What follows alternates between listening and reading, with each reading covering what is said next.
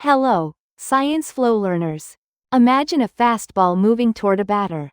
The batter swings, the bat contacts the ball, and suddenly the baseball flies in a different direction. What caused the ball's motion to change? The bat applied a force to the ball. That force changed both the ball's speed and its direction. In this lesson, we will investigate balanced forces, unbalanced forces, net force, weight, mass, friction, and acceleration. Our big question is, how do combined forces change an object's motion? Let's find out. A force can change an object's speed, direction, or both. When a batter hits a baseball, the bat changes the ball's direction. When bicycle brakes press against the wheel, friction slows the bicycle down. When a player kicks a soccer ball, the kick makes the ball start moving. And when a baseball glove catches a moving ball, the glove applies a force that stops it.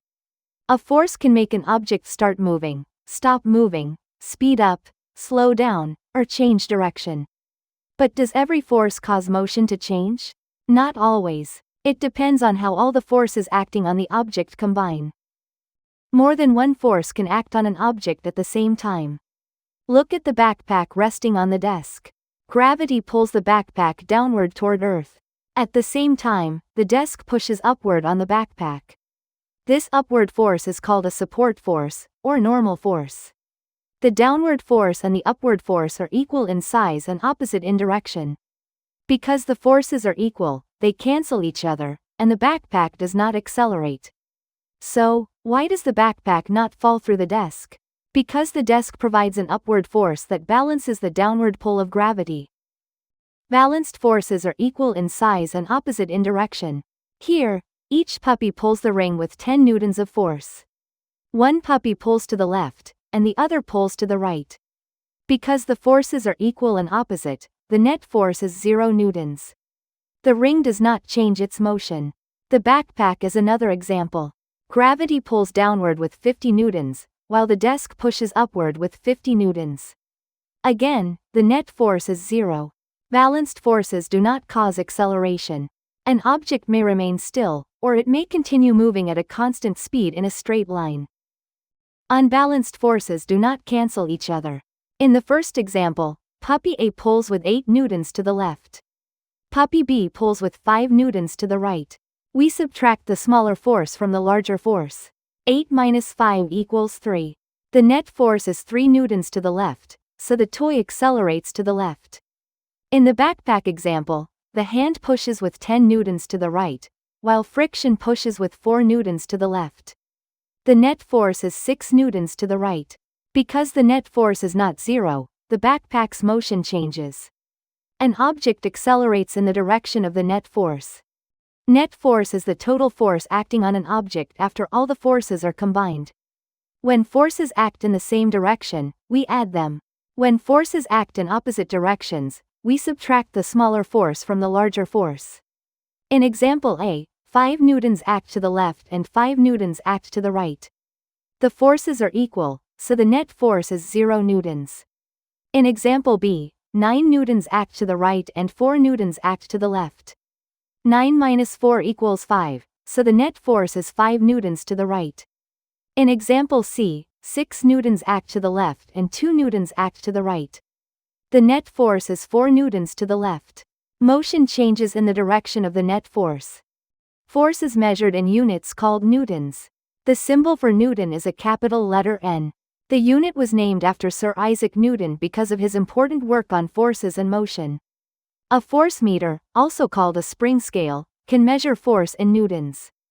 On this slide, the book weighs about 15 newtons, the bottle weighs about 5 newtons, the shoes weigh about 10 newtons, and the orange weighs about 1 newton. These are example values, so actual measurements may vary. Which object needs the greatest upward force to lift? The book, because it has the greatest weight in this comparison. Mass and weight are related, but they are not the same. Mass is the amount of matter in an object. It is usually measured in kilograms and stays nearly the same wherever the object goes. Weight is the force of gravity pulling on an object. It is measured in newtons. The backpack has the same mass on Earth, on the Moon, and in deep space. However, its weight changes because the strength of gravity changes. On Earth, the backpack may weigh about 98 newtons. On the Moon, where gravity is about 1/6 as strong, it weighs only about 16 newtons. Far from large objects, its weight could become much smaller. Remember, mass stays nearly the same, but weight depends on gravity. Let's calculate the total weight of a backpack and its contents. The empty backpack weighs 5 newtons. The book weighs 15 newtons, the water bottle weighs 5 newtons, the orange weighs 1 newton, and the shoes weigh 10 newtons.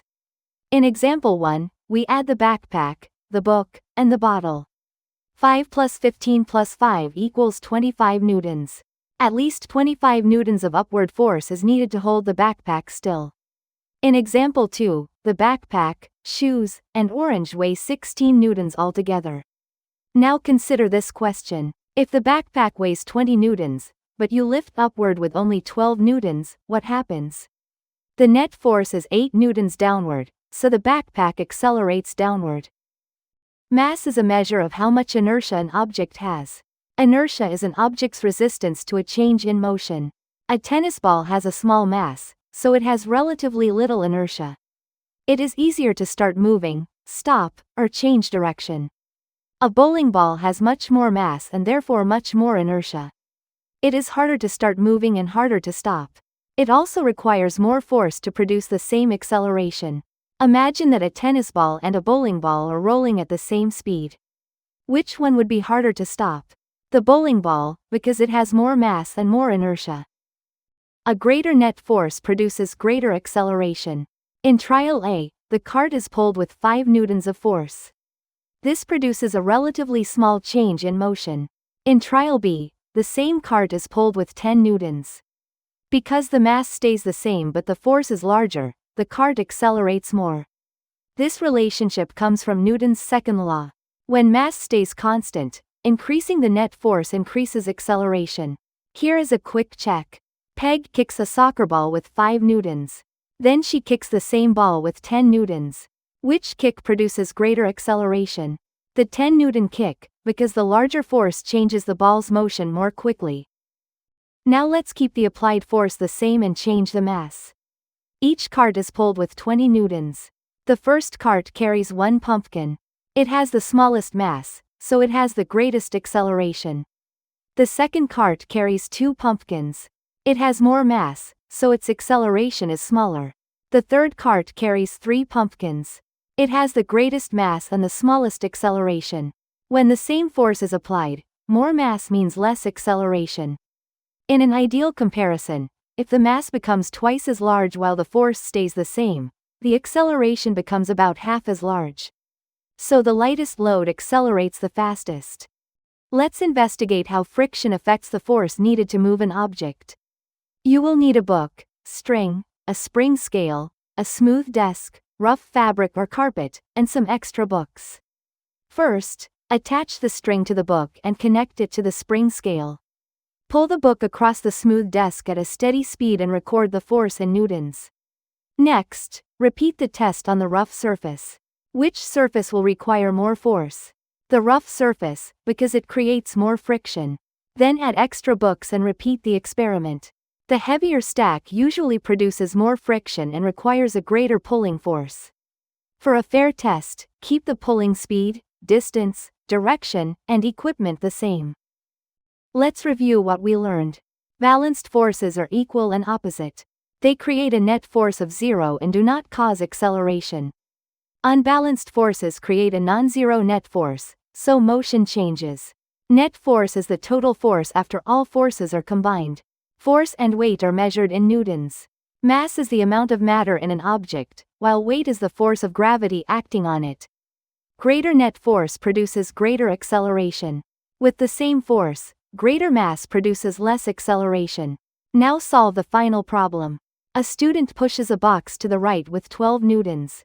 Friction pushes left with 5 newtons. 12 minus 5 equals 7. The net force is 7 newtons to the right. Excellent work, Science Flow learners.